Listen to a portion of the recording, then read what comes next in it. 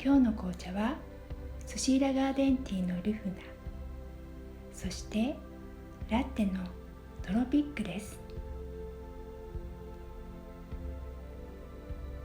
ではいただきます。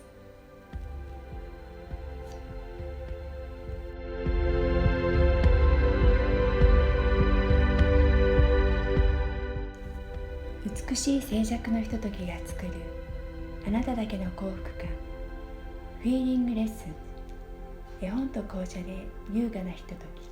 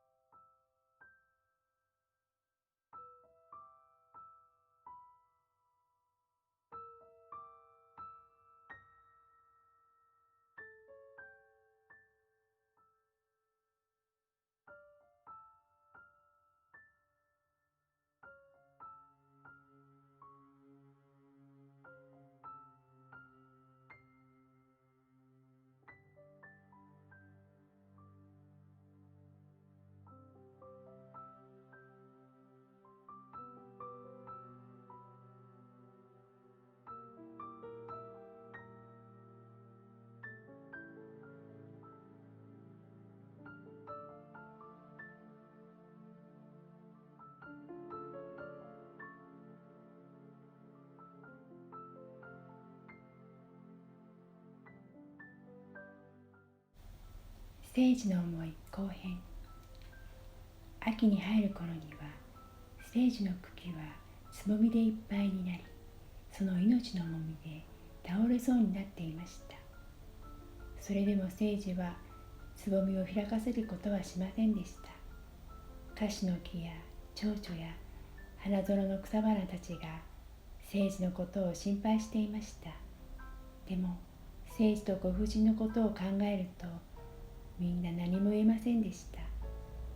花園に冷たい雨が降った朝、今まで黙っていた湖の精が静かに話しました。聖司よ、おやめなさい。人の悲しみというものは時間に見守られているのですよ。その時間を超えてはなりません。お前の美しい命と変えるようなことをしてはなりません。蝶々が言います。そうよ聖司、やめて。私あなたの赤い花が大好きなの。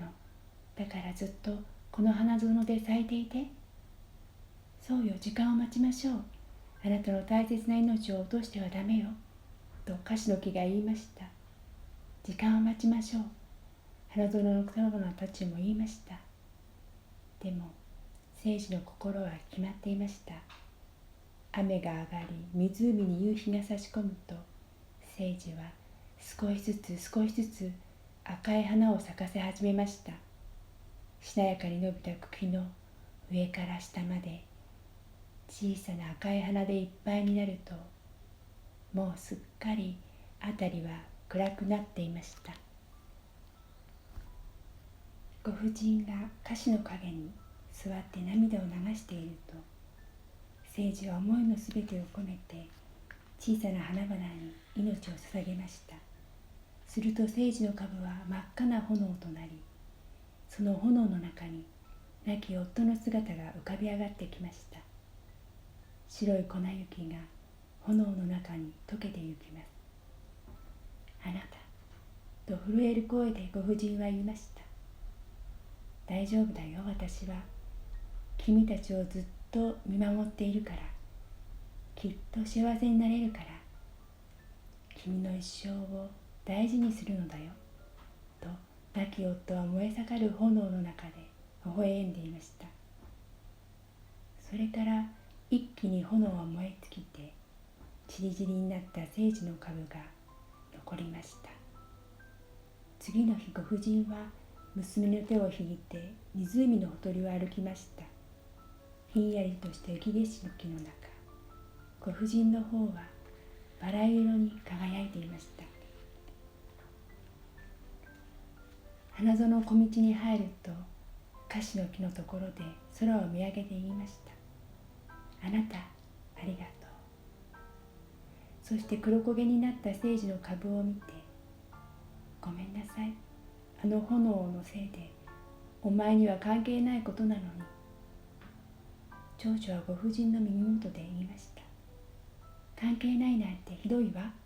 聖司はあなたのために命の炎を燃やしたのよ。と今までのことを聖司の思いを話しました。ご婦人はひざまずいて聖司の株に頬を寄せました。娘の小さな手には涙がいくつもいくつも流れていきました。その夜、洋館からは遅くまでピアノの音が聞こえ、空高く響き渡りました。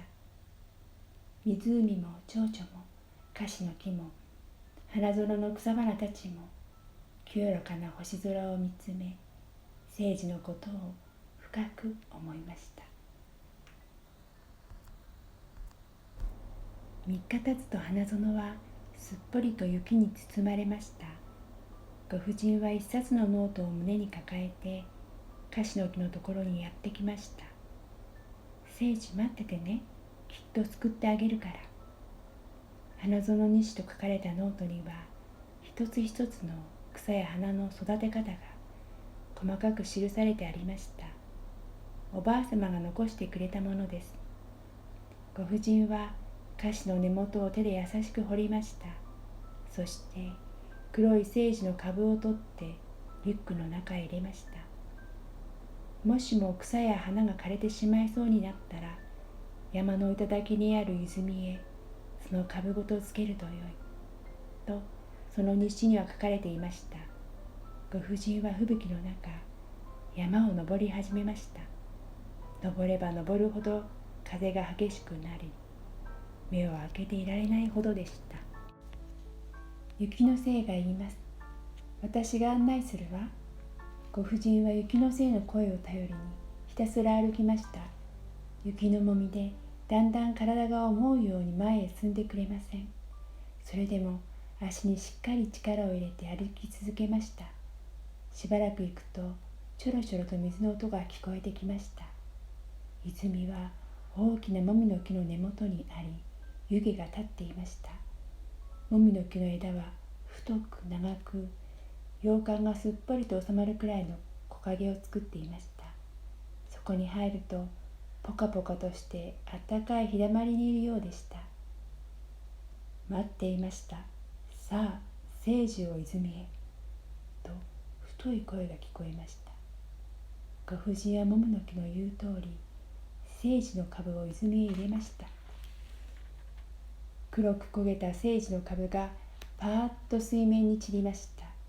そしてきれいな白い根の上に若い芽が次々に生えてきました。ご婦人は洋館へ持ち帰ると聖司を窓辺に置きました。夏になるとご婦人はカシの木の根元に聖司を植えました。長女が言います。よかったわね。聖司は生まれて初めて深く深く自分を思いました。湖さん、もう一度授かったこの命をきっときっと大事にします。時々娘がやってきて聖司の花を一つ摘んで行きます。聖司は決まってピアノの上の小さな銀の花瓶に生けられます。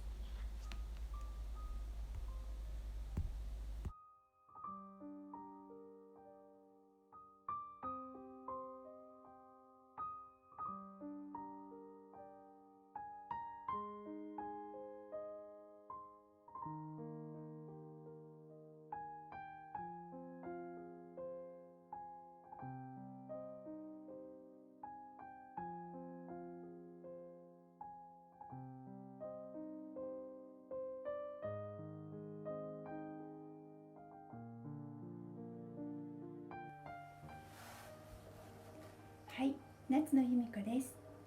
大好きな絵本と紅茶でフィーリングレッスン。幸せ気分をいただきましょう。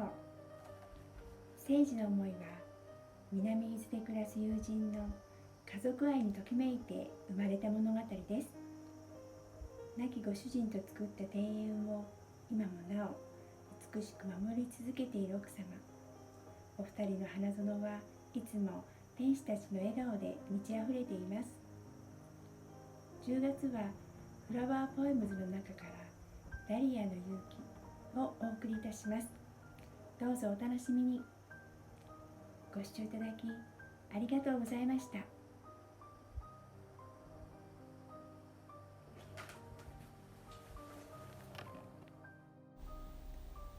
美しい静寂のひとときが作るあなただけの幸福感。